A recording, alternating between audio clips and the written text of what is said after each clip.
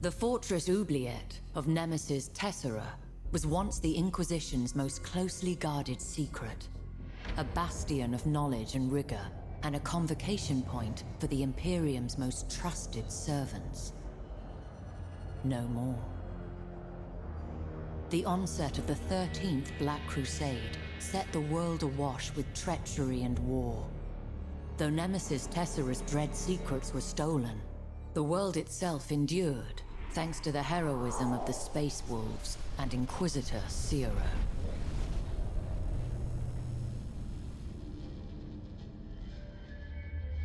From the doomed hive world of Chimalomus to the seditious penal world of Avara's Gulag, the sector remains crippled by corruption and heresy. Yet in the forsaken fields of the Obsidian Depths, mutation, madness, and all their damned siblings are curiously absent. It is as if the Obsidian Depths border onto something not yet adequately defined, or perhaps waiting to be discovered.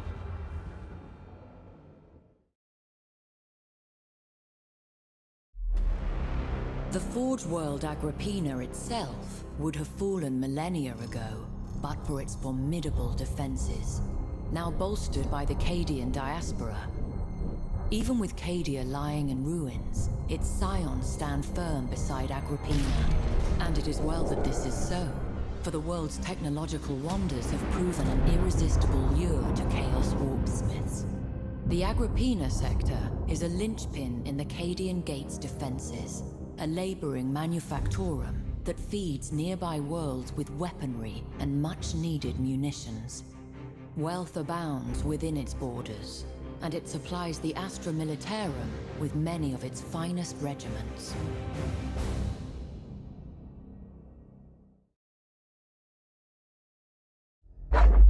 Chinchar is the mineral heart of the Segmentum Obscurus, feeding the manufactorums of Agrippina and a dozen other sectors. There are few truly colonized planets in this sector, as worlds rich in mineral resource tend towards the inhospitable. The citizens of Chinchar are likely to be slaves or penal workers, living out miserable lives in arid mines or aboard freighters. But for some renegades, there are other options. Resnor, the last resting place of vessels whose fury once shuddered the stars.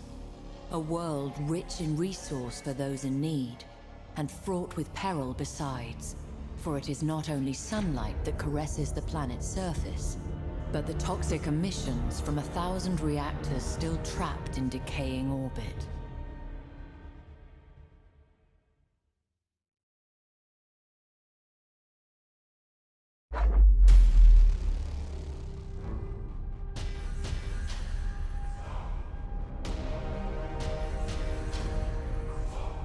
Bellis Corona is a vital anchorage, serving as the Imperial Navy's primary base in the Segmentum Obscurus.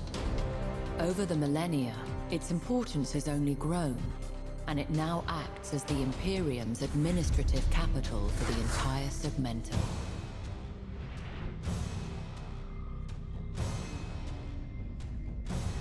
In the prelude of the 13th Black Crusade, the arch-traitor Typhus descended on Bellis Corona, spreading a devastating contagion named in whispers as the Plague of Unbelief. Despite Typhus' assault and the loss of billions of lives, the sector held firm. But in recent days, Psychers stationed in Bellis Corona have suffered total collapse. Their minds torn asunder by some strange and terrible shadow moving through the immaterium. This can only bode ill.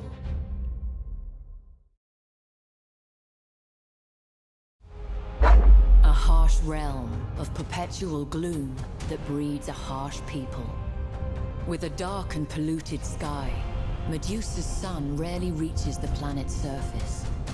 It is a world of highly unstable geology, with earthquakes and volcanic eruptions constantly reshaping the mountains and seas. The world's resources have long been mined to exhaustion, plundered by the Telstarax, an ancient space station that hangs in orbit to this day.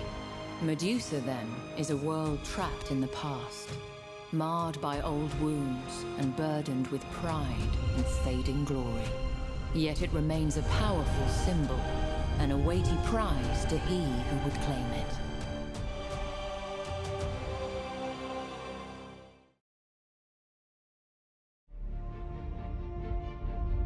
With warp storms rendering astropathic communications erratic, Segmentum Obscura's High Command continued experiencing difficulty coordinating its forces.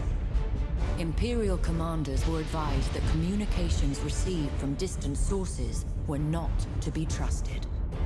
Scattered reports indicated that, in addition to Chaos incursions, Scarus nurtured an increasing greenskin menace.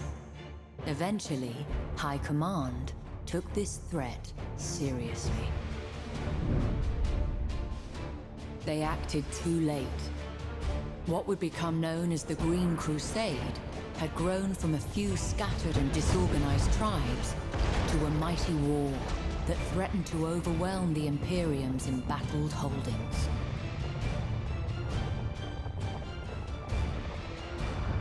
With the capture of Forge World Mordax Prime, the Green Crusade's momentum redoubled. Survivors from the rechristened Mordaka Prime report seeing hundreds of Gargants being fashioned from the debris, and skies thick with the choking black smoke of Orc cruisers. It can only be a matter of time before other worlds share Mordax's fate.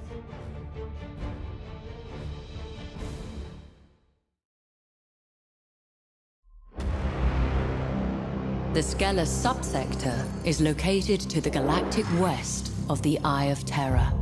Its capital planet, Skelos, is a feral world and was once the homeworld of the Sons of Malice.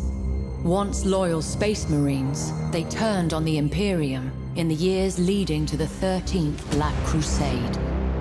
The original name of the Sons of Malice has been lost to Imperial record, but it is speculated that they were one of the 20 chapters of the Astartes Precis, a founding created with the express purpose of safeguarding the region surrounding the Eye of Terror.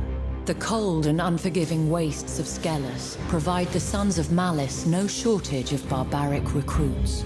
Indeed, the Sons' foul religious practices trace their origins to those of the tribesmen from which they sprang. A scouring, conducted by the Cadian 331st, was thought to have ended these grisly traditions. Certainly the natives were thought exterminated, and the Sons of Malice driven off. But rumors have surfaced suggesting that the world is not so empty as was believed.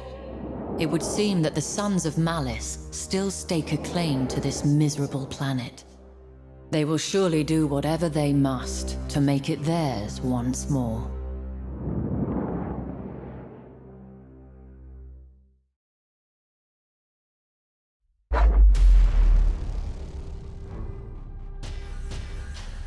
Caliban, a world torn asunder by betrayal, and haunted by the treacheries of the ancient past. What remains is shrouded in mystery, and shielded from the prying eyes of the Inquisition by the Dark Angels who once called this world home. But war has a way of bringing secrets to light. As conflict rages across the sector, who knows what glimmers of truth might flare beneath the light of dying stars.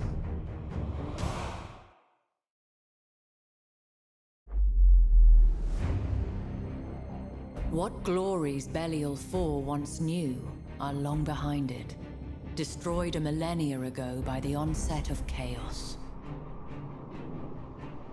Yet it remains almost holy ground for the alien Eldari, who once counted this now barren waste as a jewel within their star-spanning empire.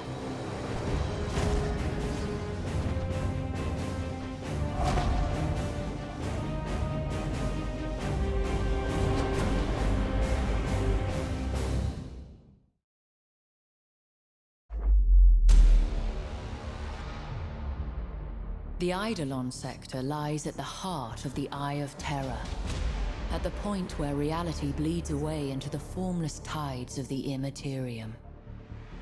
Stronghold of the Despoiler, headwater of every Black Crusade, there is no mortal law here that is not imposed by cruelty, and no physical law beyond the whim of the Dark Gods. The Plague Planet, home of Mortarion and his Death Guard Traitor Legion. This is a world of 10,000 contagions, where skies weep with pus and seas teem with disease. Sortiaris is the current homeworld of the Thousand Suns Traitor Legion. Ringed by the screaming souls of the betrayed dead and blasted by the tides of the warp. It is a planet no sane man would tread without cause, or at least without a numberless army at his back.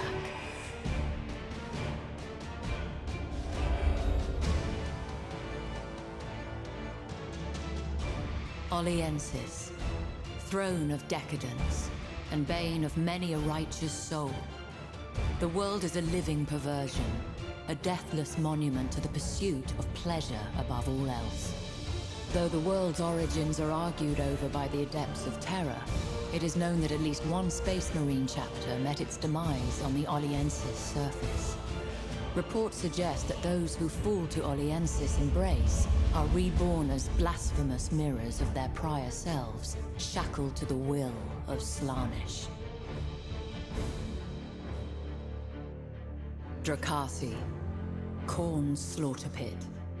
Only the strongest survive the crucible of its arenas, and then only until the favor of the gods turns against them once more. Eidolon itself was once an Eldari world, but now lies shackled by the madness of chaos, with an empire dedicated to each of the chaos powers, constantly vying with the others for dominance. It is said that there are more ways to die on Eidolon than anywhere else. Though as no one ever returns, this can be considered little more than rumor.